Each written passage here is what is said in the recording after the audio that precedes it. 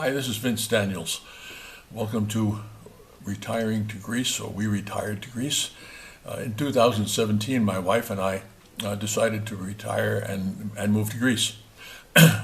So this series of videos is going to be about some of our experiences and general information about retiring in Greece. We've lived here now for 4.5 years. And I guess I'll be discussing the good, the bad, and the ugly, and the beautiful, because mostly it's beautiful. Of course, there's a lot of good, always some bad, and a little bit of ugly, but for the most part, quite nice. We've enjoyed our living here. So I guess one of the first questions that I have to answer, to talk about here on this little video, is why did we decide to retire to Greece? Well, and honestly, we did have some past experience in Greece, but a long time ago. We also looked around for a little background. We lived in Miami, or the Miami area, in Coral Gables, for the last almost 40 years. So we are used to warm weather. We don't particularly like cold weather, even though my wife and I both come from originally cold weather climates. My wife was originally from Germany, but lived in the United States for about 50 years. And I'm originally from New York City, from the Bronx, so we're used to cold weather, but we don't like it. So we've lived in warm weather for much of our life, and we really like the warm weather. So when we were thinking about retiring, one of the things we were really looking at was we wanted to go someplace with not too cold weather. But also, we love Europe. I mean, first of all, my wife was born in Germany, although, as I said, we lived in the U.S. She lived in the U.S. for a better part of 50 years, but still had some family there. Our son was living at the time in Austria, and we just love Europe. We love traveling around, just touring through France on a vacation, or down through Italy or Switzerland, or Germany, or wherever. The roads are safe. It's very, very nice. You can always find a place to stay, and you can always find a really good place to eat.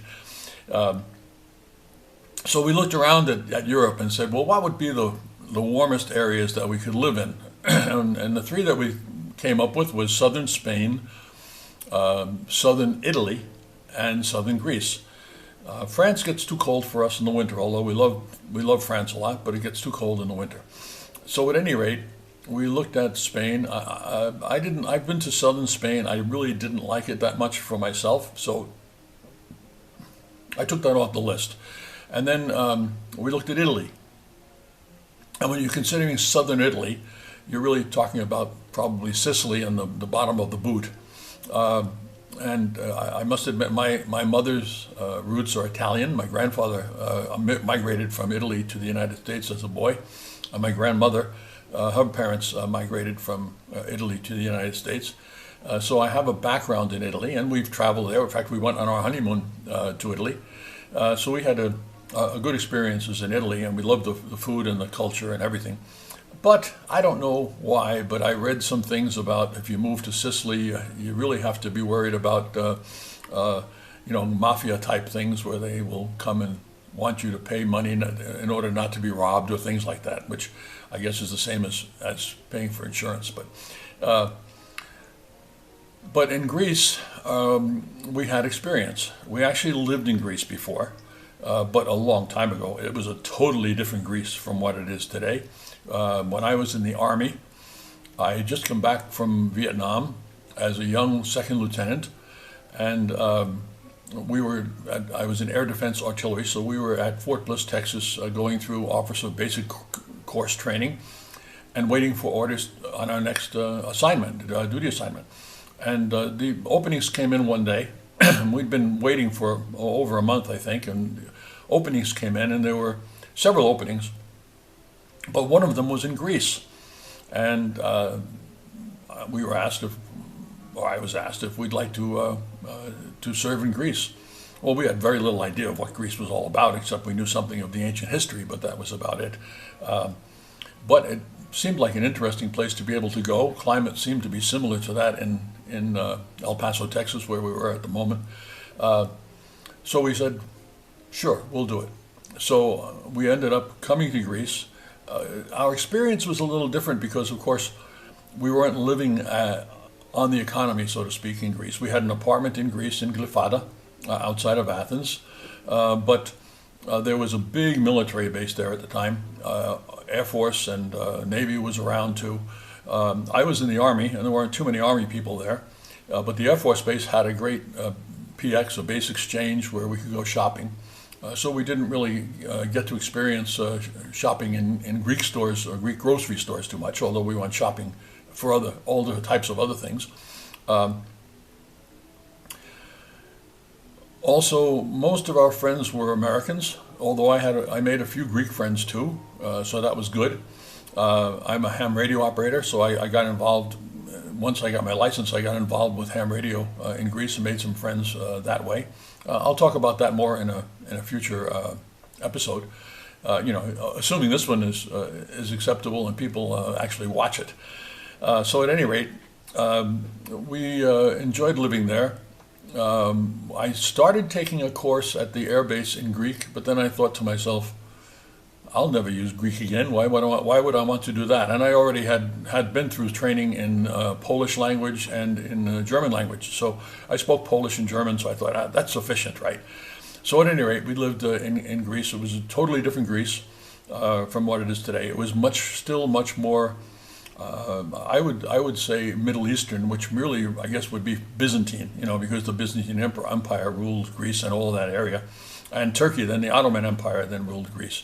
So you had a lot of Middle Eastern or Eastern type influence, and the styles and the mannerisms were like that. Now, Greece is European. Yes, you still have remnants of the old Greece here, especially out in the outlying areas. But for the most part, if you come to Greece now, you're in a European country. The people are European. They look European. They speak European. They're very European oriented, and of course almost everyone speaks English too. So now, back then, very few people spoke English. So we decided, after considering all the different options in the Southern Europe area, we decided on Greece. And meanwhile, a friend of ours in Miami is Greek. He and his wife, they're both Greek. And we were invited to a wedding in Greece. We hadn't been back to Greece in probably 30 years, but we were invited to a wedding in Greece in Athens. But he said, if you're going to go to Greece, you have to visit my home city of Kalamata. He really loved his city of Kalamata. So we decided, okay, we'll come for the wedding and we'll spend a week or 10 days, I don't remember which it was, but some days in Kalamata. And he and his wife were coming over to spend a few days here also with us. So we flew into Athens, rented a car, and drove to Kalamata. What a fantastically beautiful drive. First you drive along the coast of the Aegean and near Salamis and over toward Corinth. Absolutely stunning, the waters and the mountains and everything. By the way, I mentioned mountains because Greece is all mountains.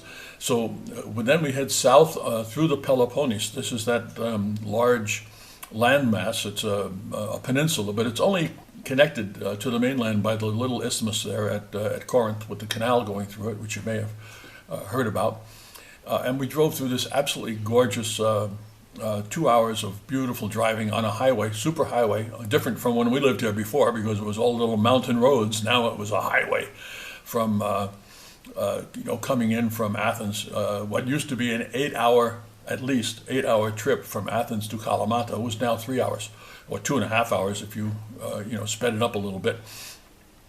Through beautiful mountains and beautiful valleys and just absolutely a gorgeous trip. We were enthralled. We had always liked the Peloponnese area when we lived in Greece back 50 years ago. It was a very nice area.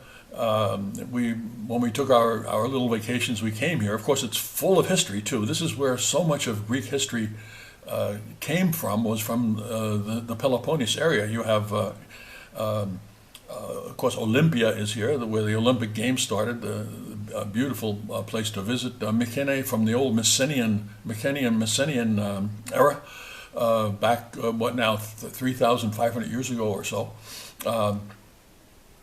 You had, if you ever have read anything like the Odyssey, by Homer.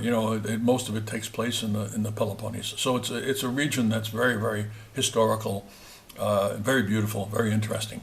I'll talk more about that in a future broadcast, I think. So we did have some familiarity here.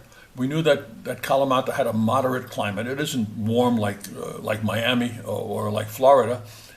Summers are beautiful, hot, but when you get in the shade, it's comfortable because there's no humidity here, or very low humidity compared to Miami. So that's why we came here to Greece, and we have been here 4.5 years. So obviously we haven't been unhappy with what our decision was. Retiring to Greece, retiring here is interesting because you're in a different relationship from when I was here before, when I was a guest of the country as a military member. We had a lot of special privileges and all of that stuff. When you come here to retire, you don't get any of those. You're just another retiree or person coming here. But there are some interesting opportunities for retirees with special visas and things like that. I'll also talk about those a little bit later on. So some of the things I want to talk about during this video, or these sequence of videos, one of them is real estate. Very interesting. Very different from the United States. How you look for real estate, how you buy real estate, the costs involved with real estate. So I'll tell you some of our experiences of looking for a house, looking for a property over here. Some of the pitfalls, the ugly, and some of the beauty too, really beautiful. We ended up finding a beautiful, beautiful house on the mountainside overlooking the sea and overlooking Kalamata. So we're really happy. But it took a while. It was a struggle finding the right place. Another item that's very interesting for retirees to consider is medical facilities and doctors. So I'll go into that a little bit of our experience, because we had some very interesting experiences, unfortunately in some cases, and fortunately in other ones, with medical facilities and doctors. But overall, our impression of medical facilities and doctors here is really, really good. The doctors are fantastic, and it's not expensive. But I'll go into that more so in another time. Another thing, of course, that's interesting to retirees is restaurants and tavernas. Now, a taverna and a restaurant is, I guess you'd call them two different things. So the taverna is more local, it's more outdoorsy, it's more informal. And they serve in the tavernas most of the typical Greek food that we consider typical Greek food. All those good lamb chops and souvlakis and such. In the restaurants, of course, there's different types. In Kalamata, we don't have a huge variety. In Athens, of course, everything is available. It's a very international city, a huge, big city with millions and millions of people. Kalamata is 50,000 to 60,000 inhabitants during the full-time inhabitants. In the summer, they get a lot of tourists. But we have some good restaurants here too. So I'll take you to a few of those at one point. The couple of tavernas that we really like to go to, and the restaurants which are a little more formal and maybe international. So you have a couple of good Italian restaurants here, a Chinese restaurant. We had an Indian restaurant for a short while, but the COVID lockdowns have put it out of business. Our favorite restaurant is kind of a cross, what do they call it nowadays, a hybrid of Italian and Greek food. It's really, really good. So we'll talk about those in a future video. Then traveling. Traveling is fun here. It's really great. First of all, you travel in Greece, lots of places to see, lots of things to do throughout the country. But then also traveling internationally is very, very easy, especially throughout Europe, but also to other areas. We have direct flights most of the year, except in the middle of the winter when there's no tourists coming. We have direct flights to most European major cities directly from Kalamata. Of course, from Athens, you can go anywhere, but from Kalamata to all the European cities, at very reasonable prices. A trip to Germany, to Munich or Frankfurt is 2.5 hours, and it might cost a couple $100. So it's really good. And then you can also travel by ferry. You can travel to the Greek islands, which of course are really beautiful to see. And you can also go to Patras, for example, and take the ferry to Italy. We did that 2 years ago.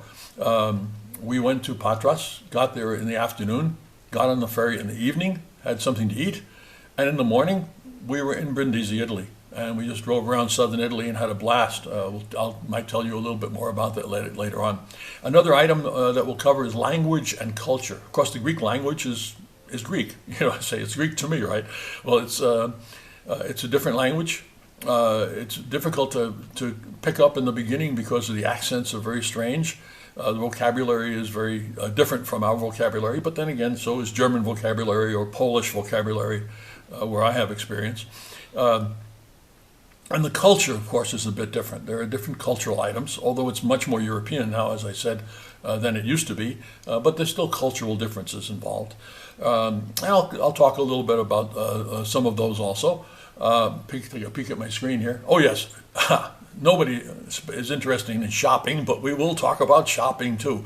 I might even take you to a couple of our supermarkets. We have some really good supermarkets here, and we have a wonderful butcher right nearby. I'll probably take you there also. In the beginning, it was difficult to shop here because they had currency restrictions, so they couldn't buy imported things very easily at all. So we had very little imported wine. We had Greek wine, which I love. The Greek white wine is really good. I'm not all that fond of most of the Greek red wines, but we couldn't buy anything else. You couldn't get good meat cuts and things like that very well, and certainly not American-style meat cuts. You'd have to find a butcher who knew how to do that. But that changed once the currency restrictions stopped, and now we have a reasonable wine selection in Kalamata.